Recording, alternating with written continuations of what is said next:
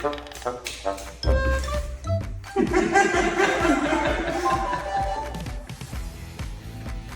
It's moving.